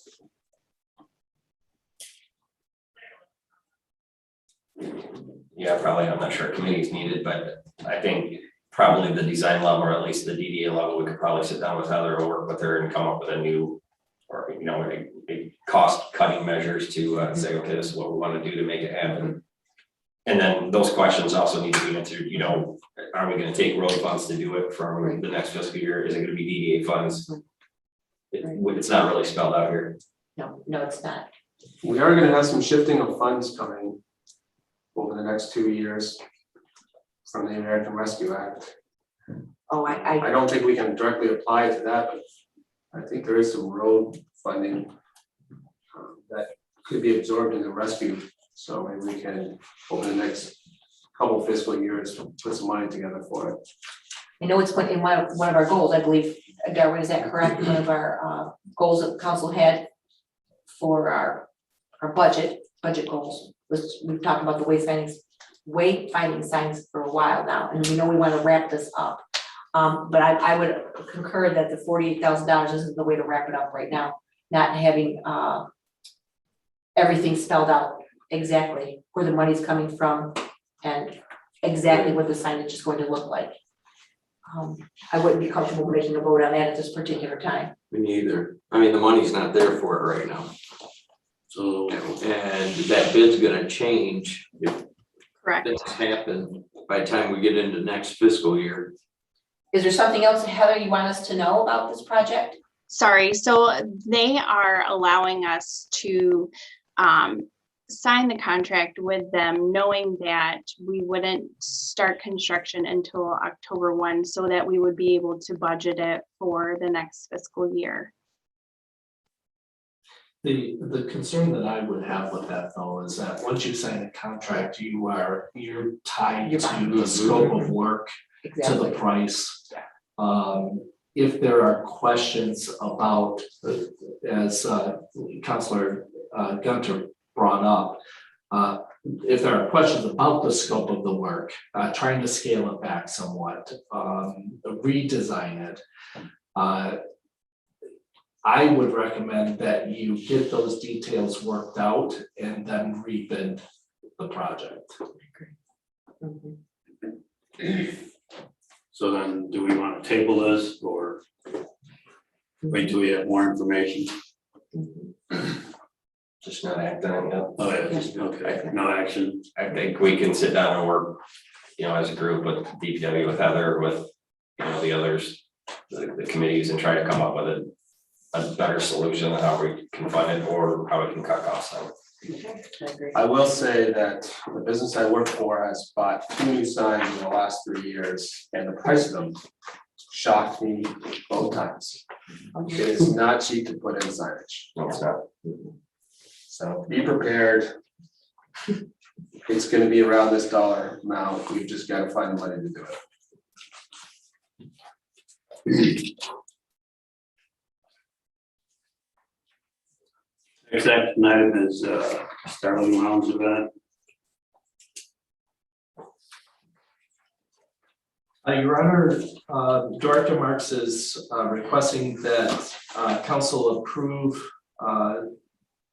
the Starling Lounges event on August 7th to use the sidewalk space and parking spaces in the 100 block of South Lane Street for musical entertainment and the serving of non-alcoholic beverages and food. And Director Marks is available to answer any questions you may have regarding this event. Heather, the map was not attached in our summary, with our summary sheet. Is this gonna be like right out in front of their business? It is, and actually it's in front of the businesses that are next door as well. The band is actually going to go under Slusher's flooring. Their awning is where they have them set up, and then the picnic tables would be set up in the parking spaces out in front of those businesses. So you're not asking for a street closure per se, just in front of where those businesses are? Correct. And non-alcoholic beverages, you say? Yes. I will make a motion to allow Starling Lounge to hold their event on August 7th and use the sidewalk space and parking spaces in the 100 block of South Lane Street. Support.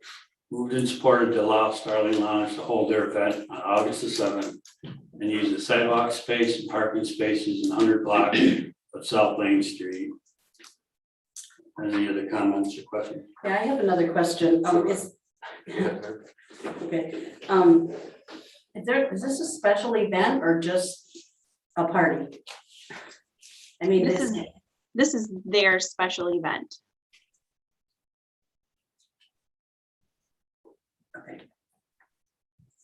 Heather, my question was gonna be, are they doing anything to buffer that space between the parking spaces where they're gonna have their picnic tables or whatnot and the traffic on South Lane Street? Is there gonna be any kind of divider there to help?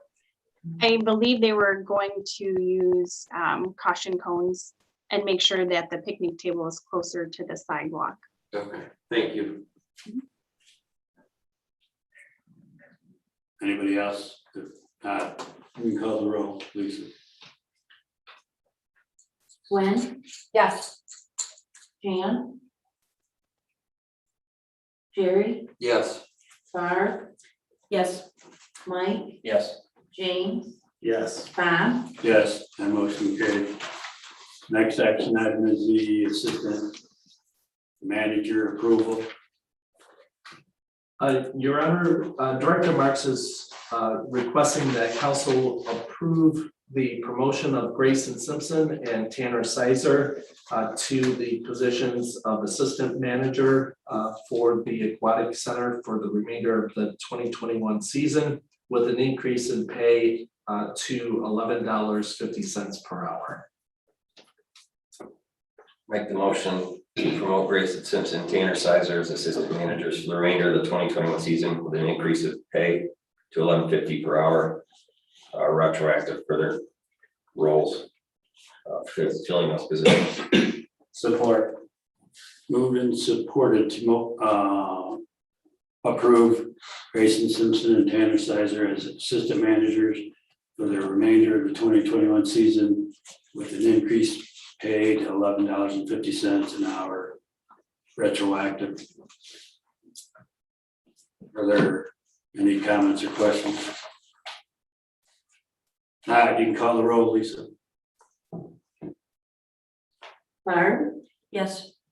Jerry? Yes. Mike? Yes. Jan?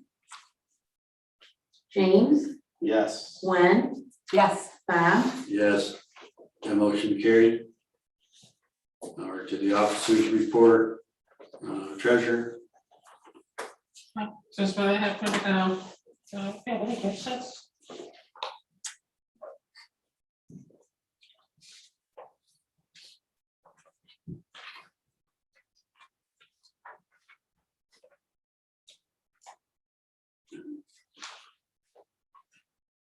I guess the biggest thing, I don't have a question, Brandon, but I appreciate all the information that you've got here for us. I really do. I know that that's more than what you've been asked to do, previously, but all this information that you have provided helps me understand things a lot better, so. And I think it makes things a little more out in the light, if you will. Thank you very much for doing that. Okay.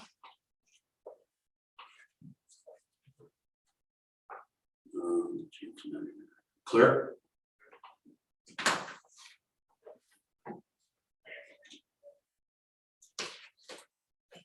Anyone have any questions about the bill? Yes, I do, please. Page 116, and that's with the with the flash drive, Lisa. It's a police miscellaneous. The only reason I ask about it is it was budgeted for $200, and the percent increase is 700%. So I was just curious of why there would be that kind of an increase from the original budget to the percentage of the budget that was used. I think, are you sure that's my report or is that Brandon's? My apologies, it is Brandon's report. It is your report, Brandon. I should have asked during your time. I'm thinking this is Lisa's stuff. What page are you on? Page 116, police miscellaneous. I don't think it's the packet you have, Jerry. I think it's. I got the printouts, so my Okay. pages are different. Okay. Can you give me a line number? I'll see if I can. I think that. It would be on I think page that line item is the one that has the. 124. 124. VHS higher senior assistant position. Say it again, Brandon. I think that line item has the senior police officer specific those are expensive. I think that I would have $600 to have a physical done and what do you call it, a psychologist? Okay. I think that's the best. So when it was budgeted for the $200, but we've had the 2 new employees coming on board, hence the reason for that kind of a percentage increase for the budget. Okay, that makes Because we sense. were not expecting to have to do this shoot Okay, out for sorry. station. Then Brandon, the other 2 are for you as well then. DD equipment rental has a big percent of the budget used, 700%. And I'm just curious what that might be for. It's page 132.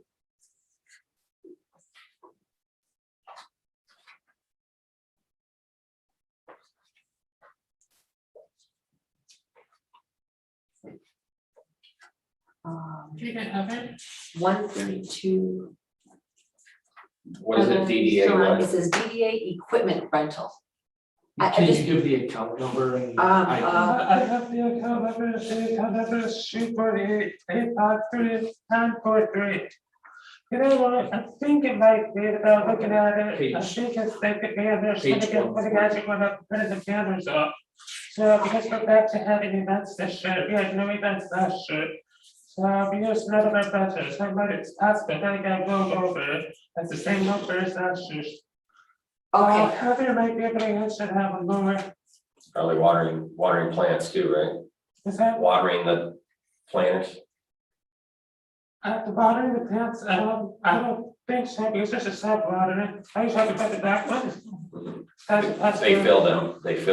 oh, okay, So Brent's probably, again, given the department has a little bit more leeway to Understand. control where they're budgeting things, okay, he's probably charging the DDA for doing the work. gotcha, okay, because again, it was budgeted for $130 and it's ending up costing the $869. So again, it's just, when it has that significance of a percentage of the budget, for the 700%, that's why I look. I have one more on that then. Page 140, let me see if I can find that number that you guys are looking for. Recreation miscellaneous tools and supplies. Page 140. Recreation tools and supplies. See if I can find it.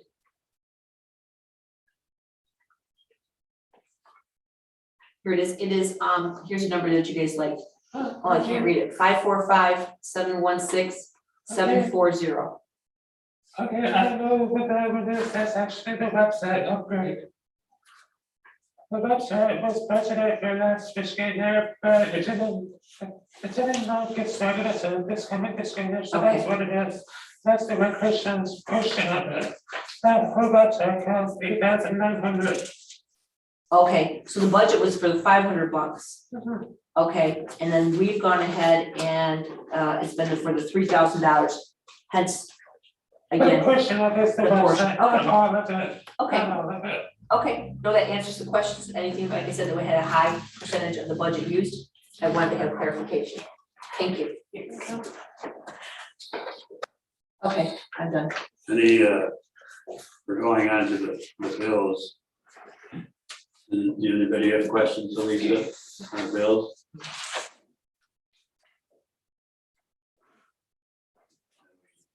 Have motion to pay the bills. I'll make a motion that we pay the bills for this month. Support. Moved and supported to pay the bills for this month. If there's no questions, you can call the roll, Lisa. Gwen, Yes. James, Yes. Jan, Mike, Yes. Jerry, Yes. Barb, Yes. Bob, Yes, bills are paid. One thing regarding those, remember we used to have to sign off on those, that's something that we need to have.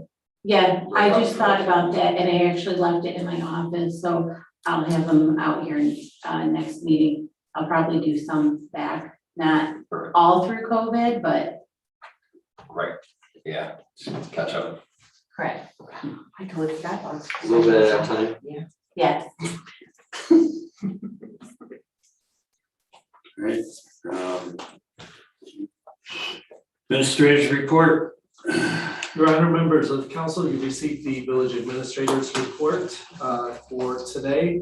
I provided you with an update on the wastewater treatment plant upgrade project, a copy of the bi-weekly field meeting minutes for June 30th. Also, I noted for the council the proposed increase in the waste hauler bag tag fees. Our waste hauler is proposing to increase the bag tag fees for rubbish collection from the current 95 cents per tag to $1.75 per tag. Large item tags will increase from $5 to $10.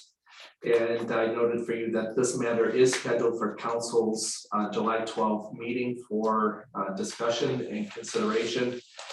At that time, the council should be prepared to discuss the advantages and disadvantages for the village to continue to participate in the current program and any available alternative options that the village may have. So just to give you a heads up that this will be coming up in a couple weeks. And I'm sure Administrator Gross will be providing you with a lot of additional information on this matter. So you're saying that Darwin, it says you've got that for council's July 12th meeting for consideration? Oh, did I say July? Yes, so you're, I just July wanted to clarify. 26th. So it's gonna be for the 26th, then, okay, July gotcha. 26th. Okay, thank you. I apologize. So Danielle would have that information for us ahead of time, so we can Gotcha, okay, I started looking at the proposed changes today, briefly. Okay, so, thank you. I also noted for council the work that Danielle and I are already doing together to help get the new administrator acclimated to things. And it is, she doesn't have the overwhelmed look on her face yet, so that's a good sign. I am absolutely loving the time that I'm able to spend with Danielle. She is just soaking in all of the knowledge, and I'm impressed with the number of suggestions she has brought up and made to me. So I think you are going to be in very good hands with your new administrator. But Danielle, welcome aboard, and I want to tell you how much I enjoy working with you. Thank you, Barbara. I also noted for you that the village has submitted its request for disbursement of funds under the American Rescue Plan. The village will be receiving $341,000. That will be made in 2 equal installments. Half of it will be received within the next 30 days or the next 60 days. And then we will receive the remaining $170,000 a year from now at about the same time. And you touched on it a little bit earlier, there are restrictions on the use of those funds. I strongly encourage council and Administrator Gross to take the time to discuss how you may want to expend those funds. I strongly encourage you to engage our citizenry in that conversation. You do have time to make decisions on how you want to spend the funds. They do not have to be committed until December of 2024. They have to be completely expended by, I believe, December of 2026. So you do have time to work your way through this. And I provided you with a list of the upcoming meetings. Your Honor, that's all I have for you tonight.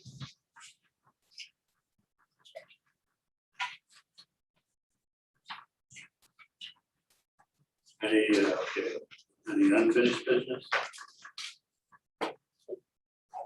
Yeah. I'm not gonna make this out, sorry, but the comprehensive plan, again, it's due this year, the planning commission needs to be meeting, that's all there is to it. I had it down in my notes here, but why was it canceled this month? We didn't have enough people to have a quorum, because it was that 4th was, well, we were technically closed on the 5th because of the holiday, and not enough people could attend on the 4th to have a quorum. Also with the comprehensive plan, we are supposed to be meeting with McKenna, but the funds have not come through for that, and so until that contract is signed and we have the funds, then they won't be meeting with us. McKenna will be. Correct, with the planning commission. And we have, honestly, there hasn't been anything pressing that we, like, on July's meeting, nothing pressing that we were really needing to meet about. Plus, if you don't have a quorum, unfortunately, because we are down, I think we're down 2 members. I was just gonna ask that, how many open seats are? I believe there are 2. 2? Yes. Could you remind me who was on the planning commission? Yeah, Amy Campbell is the president. Heather serves on the committee. Ben Fox, Jan is on the committee also, and Diane Burgermeister. And with the 2 seats vacant. But then, this is a 5-year plan, this is not something that we're just throwing together, this is something that they could be having dialogue about, this, what do they want to accomplish, what do they want to change about anything. When there's not a lot going on, I don't want to have meetings, just have meetings, I get that, but again, they have roles, they have responsibilities, and again, this is something that we need to enforce as a council.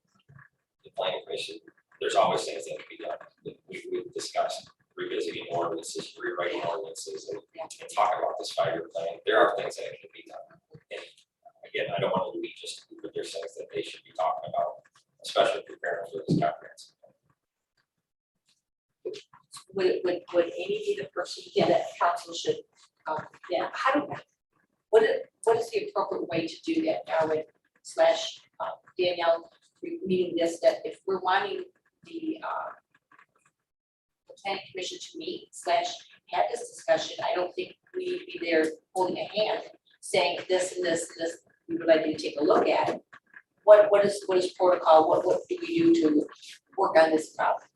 I think if the council wants to express a consensus that they would like to see the planning commission meeting and discussing at least what their goals are for accomplishing their planning tasks, you can ask the village president to communicate the council's desires with communicate with the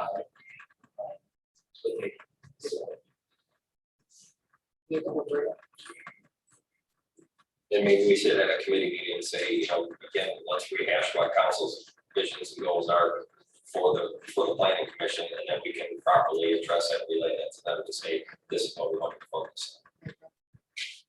Because we have talked about some of those things for weeks and months. I have a question, if you're done, Mike. Okay. Darwin, if you would be so kind as to, it seems like there's a little glitch with the River Racing Festival slash the Boy Scouts slash the cleaning up of the festival. Could you elaborate, explain what went on? Sure. So as council is aware, we have had an arrangement with the Boy Scouts in previous years that they would clean up the park several times during the festival event. The village paid the Boy Scouts $2,500 each for each event. And it was brought to my attention that we never executed a formal services agreement with them to have them clean the park in exchange for us paying for those services. There was a question about the legality of doing that. There has to be some type of services agreement. It can be a very simple one to make it clear that the village is purchasing services, not simply making a donation of public funds to a private entity, because that is clearly illegal. We cannot throw public funds to private use. So we reached out to the Boy Scouts. We indicated to them that we had to have some type of services agreement that simply outlined they were cleaning the park during the event in exchange for the village paying them $2,500 for those services. There were some concerns on the part of the Boy Scouts in executing the formal agreement, and I don't want to speak on their behalf. I'd rather they spoke for themselves, but they did have some concerns about it. About creating the agreement? About entering into a formal agreement. And so they opted not to provide those services this year. So that is, that's a synopsis of the situation. Mr. Allen contacted me, I believe Wednesday of last week, indicating that he was aware that the Boy Scouts were not going to be cleaning the park, and that he did not have an alternative at that time for someone to clean the park. I told him that I would check with DPW to see if we had any employees who were available after hours to do cleaning of the park. If we could utilize the funds that we had budgeted for the Boy Scouts to pay overtime for employees to come in and clean when there was an activity going on. As it turned out, our employees weren't available. It was very short notice. Our employees had other plans. So that was not an option that was available to us. Mr. Allen did indicate that he may have been able to to make arrangements, and I don't know if it was with the festival committee itself, committee members, or with someone else. But he had indicated to me that he could probably make those arrangements if the village was willing to pay the festival committee the $2,500. And that is the last communication that I had with him. But because it was so close to the event, but the position of the administration was that it's the festival committee's responsibility to make sure that the park is cleaned up as part of their event. We could not make arrangements with our staff to handle that, so. That's unfinished business and new business. I have one more piece on Oh, finished okay, business, sorry. that's all right. Yeah. Can we get an update from legal counsel or whoever on what's going on with the audit? That's been with the state police now for months and months. I'd just like to get an update where we're at, what's going on with it. I will talk to counsel, our legal counsel, to see what the situation is.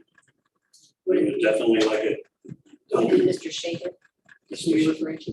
Yeah, yes. You could make all the contacts at least to like find out when they're gonna be complete. So get on. Would you even, would that be something that Ms. Gross would do? I'm asking. I would be more than happy to do that. Okay. Yep. Are they still reaching out to Brandon for are they reaching out to you for any more information regarding the audit? No. I'm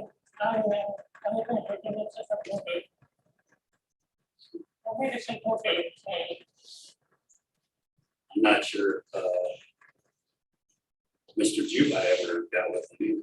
I mean, he had been in touch with him. Never reported anything to us. Other than that one closed meeting session we had in the conference room after or during the council meeting. I totally forgot about that. That was last fall, correct? Yeah, we had that one session. That's the last time we got an update. And I just think it's getting, Ridiculous. it is, it needs to get wrapped up. Update and completion. I will say from experience, ongoing investigations take much longer than that. And I'm not surprised at all this thing was going on. And the state police, all they have to tell us is an ongoing That's right. investigation, they're not really required to tell you anything. It's So, good luck, unfortunate. I'm just saying good luck, but just my experience in police matters. Decades, Haven't looked at it. I have one more, unless they close it out. one more comment. Heather, can you show your spotty little face there on the screen? Good. Heather, I'm gonna speak up for you because I was hoping you would speak up for yourself. Because you are to be commended with the work that you are doing at the pool. And I'm looking way over there to you. I want to look wherever I should be looking for you. I don't know if you guys saw this in all the paperwork that we received here, but we had the hopes that we would be getting $25,000 for the pool. As of today, my understanding is, Heather, between your membership, the daily passes, the concessions, birthday events, you are now at almost $35,000, which is approximately $10,000, in case you can't figure that out, my dear, more than what we anticipated. So hats off to you. Thank you very much. I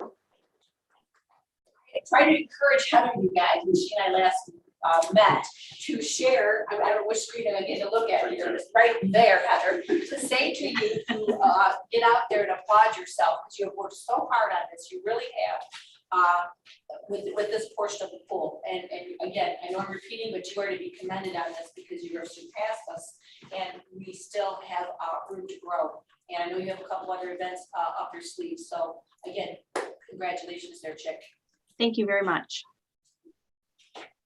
I just have a few quick things. I learned over the weekend, the festival committee, the whole festival is brought to you by 5 individuals.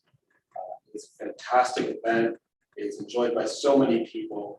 And if anybody has any desire to volunteer, the festival committee would be a great outlet for that. In Little League Baseball news, there's a lot of Blissfield teams playing at the moment, and there's one playing tomorrow night, which is continuing to hunt for a district title at the 10U level. So any baseball fans, that's not my team. My team was done on Sunday. But the junior league went to the finals of their districts, and the 12U team had a really great write-up in Len Connect and the Lenway Telegram, Adrian Telegram. So there's more baseball to be watched at that level tomorrow night at Tecumseh at 6:30 Mitchell Park. So if you're into that thing, it's a great outlet. That's all. Probably go under announcements, but that's cool. We're going on to any new business? Thought we were there.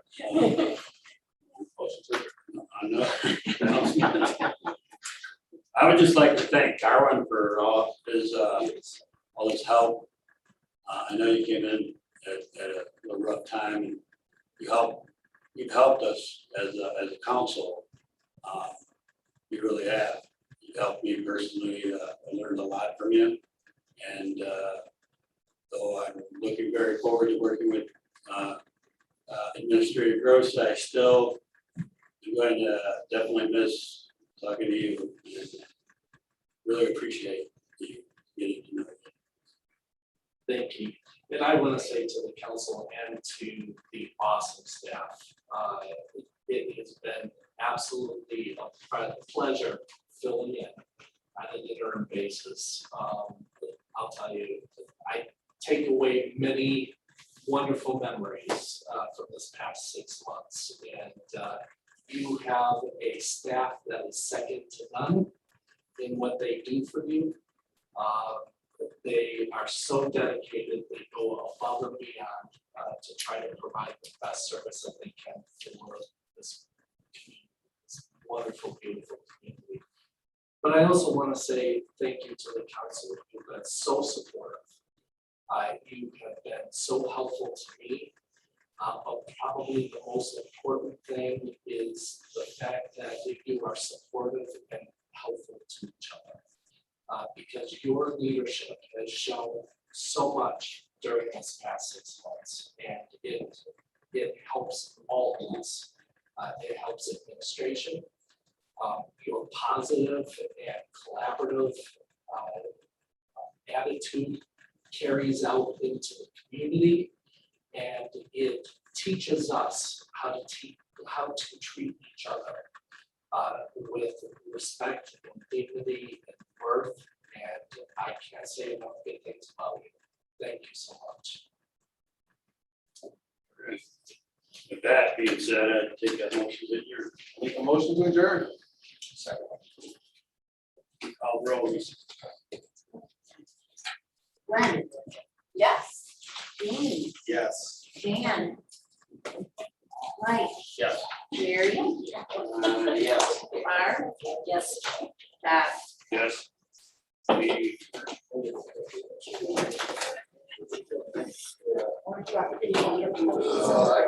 am actually gonna have a few that come up tomorrow and are there, but they're not quite ready to be. Yes.